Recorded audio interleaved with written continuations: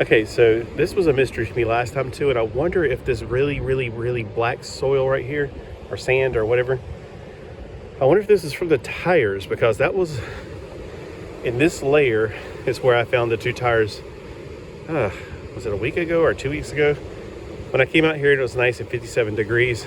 I noticed two tires, and then I went and looked it up, and it was actually, back in December 18th, we had about 1,000 or so tires wash up on the beach during that storm we had from a reef. Now out here in somewhere between the 70s through 84, I think, something like that. They were working on a artificial reef by basically chaining down a bunch of old tires, like 65,000 tires.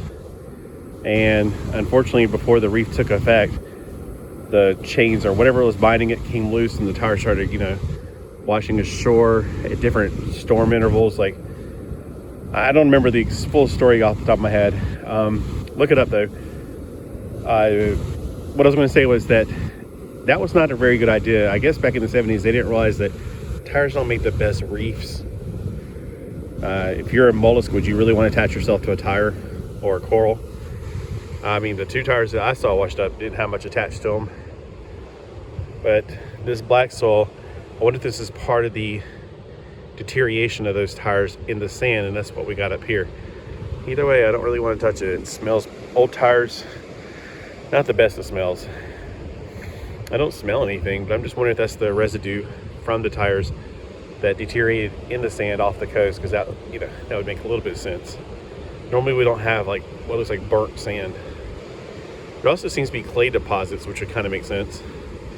But during that storm, the beach got a reshaping. Oh yeah, by the way, if I'm going to put these out in order, the woman I was just talking to, she does art.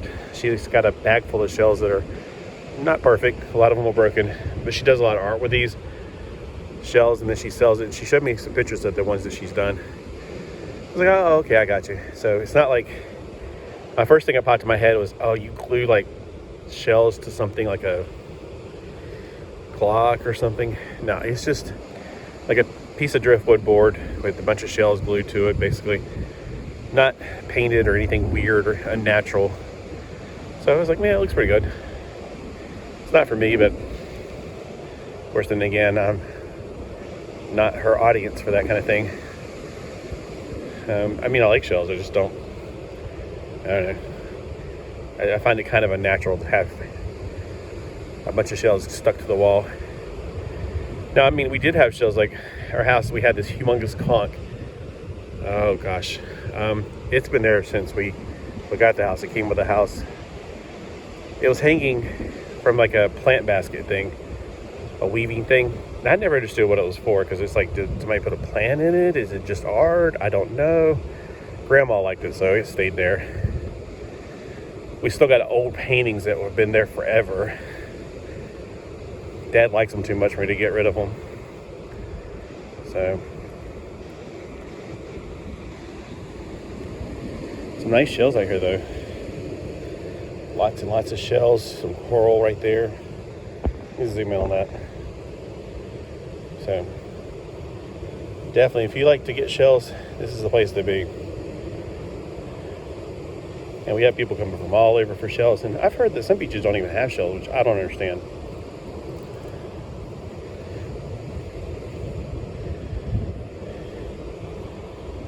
I think the other beaches that don't have shells, probably because they have a lot of tourists or something that pick them all up. I don't know. It's hard to determine.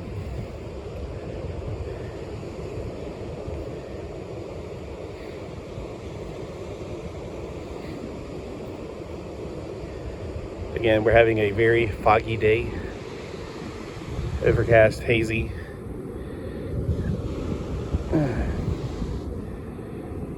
But beautiful nonetheless. It's nice to get out and get your toes in the sand. Plus, it buffs away any of your calluses you might have. It's like sandpaper.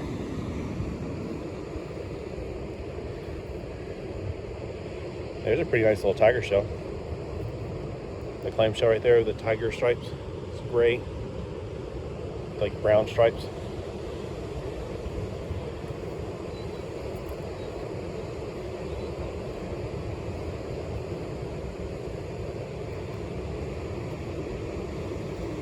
Yeah, I wonder if this is like, you know how they have these videos for people who go shopping, and it's like people get thousands of hits on those, and I'm like, why? It's like people are stuck at home and can't go shopping. Is that what it is? Like toy hunting. I'm like, I don't know. I watch a few seconds of it. I'm like, yeah, you keep going away from the things I want to look at. Here's a pretty cool one. So maybe I'm doing like a toy hunter video for shell collectors.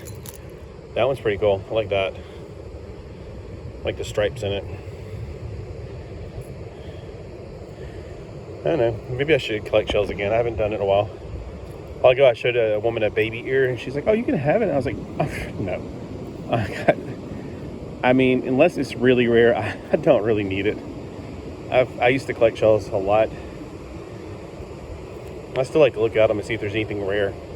I still have yet to find my own shark tooth, like for myself, like finding it myself. My little brother Daniel could find them. I can't. I don't know. It's just the eye you got to have for them, and I don't have that eye for them.